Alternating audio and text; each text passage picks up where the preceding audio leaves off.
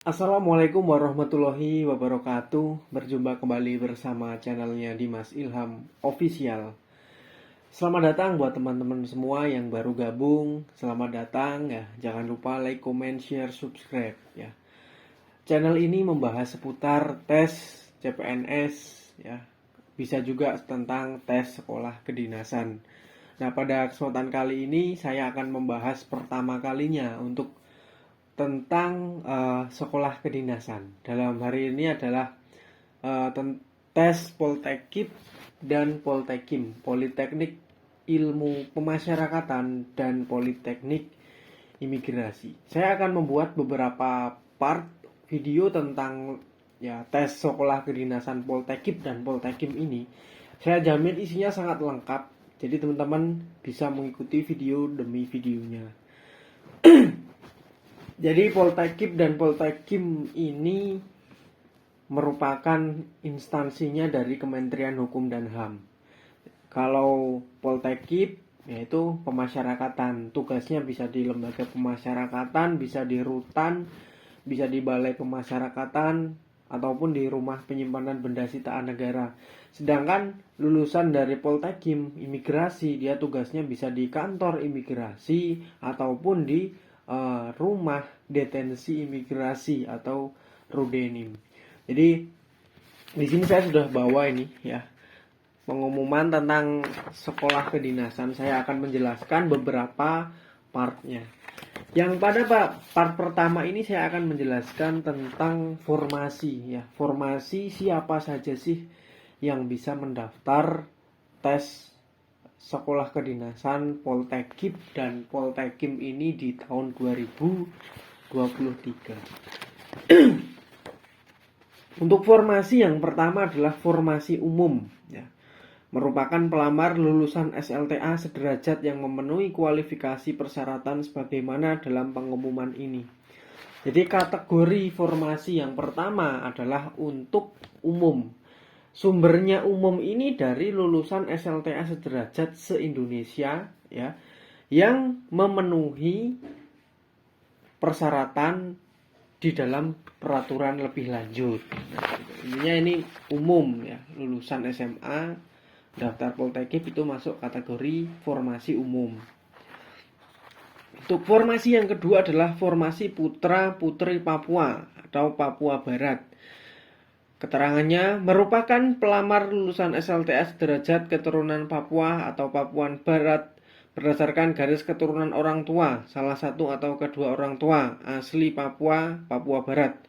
Dibuktikan dengan KTP bapak ibu kandung, akta kelahiran, atau surat keterangan lahir yang bersangkutan dilengkapi dengan keterangan dari kepala desa, lurah, kepala suku, atau ketua atau anggota Majelis Rakyat Papua atau MRP.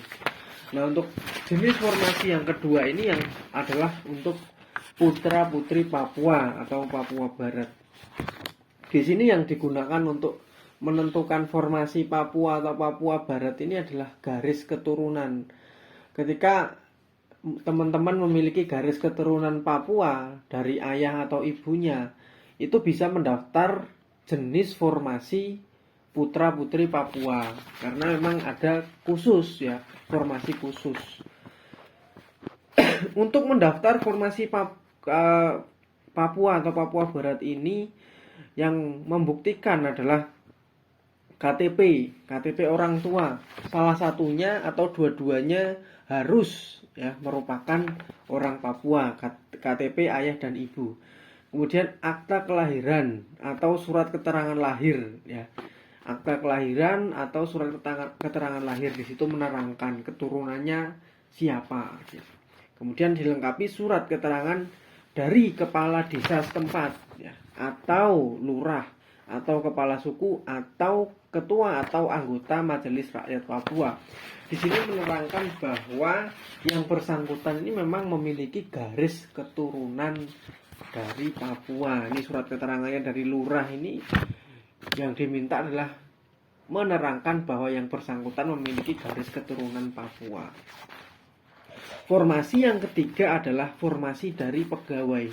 Jadi Poltekim ini bisa didaftar dari pegawai.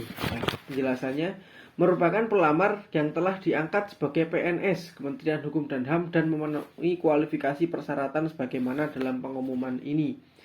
Nah, formasi pegawai ini adalah para pegawai dari formasi umum CPNS ya. Bisa itu lewat penjaga tahanan. Itu pangkatnya paling tinggi 2B ya. Dia daftar penjaga tahanan. Usianya masih masuk kriteria. Dan pangkatnya juga paling tinggi 2B. Masih masuk kriteria. Boleh daftar untuk formasi pegawai ini. Jadi buat para teman-teman yang udah menjadi bagian dari Kemenkumham, di situ masih ya pangkatnya 2A atau 2B, usianya masih muda sesuai persyaratan maksimal 23 tahun, bisa untuk mendaftar Poltekip atau Poltekim ini gitu. Kemudian formasi yang keempat adalah formasi pegawai juga, tapi putra-putri Papua atau Papua Barat. Jadi dibedakan. Kalau yang tadi pegawai untuk ya umum, kalau yang ini formasi pegawai tapi untuk putra-putri Papua Barat.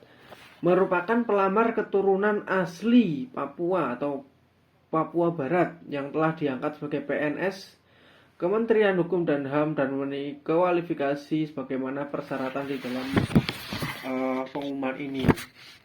Ini seperti tadi memiliki garis keturunan Papua, cuman bedanya ini sudah menjadi PNS dulu. Sudah menjadi PNS dulu, pengen melanjutkan pendidikan di Poltekip atau Poltekim bisa gitu. Oke, apabila teman-teman ada pertanyaan nih, bisa teman-teman tulis di kolom komentar. Insya Allah akan saya jawab karena saya insya Allah bisa membantu memberikan informasi terkait tentang penerimaan Poltekim ini, karena ini ada suratnya, pedomannya. Jadi nanti kalau teman-teman belum paham, saya bisa membantu untuk menjelaskan kepada teman-teman untuk memahami. Oh, misalkan formasi Papua Barat tadi seperti apa? Nah, bisa teman-teman ditanyakan di kolom komentar. Begitu. Nah, cukup sekian video pada kesempatan kali ini. Jangan lupa teman-teman bisa like, comment, share, subscribe supaya channel ini terus berkembang. Terima kasih. Wassalamualaikum warahmatullahi wabarakatuh.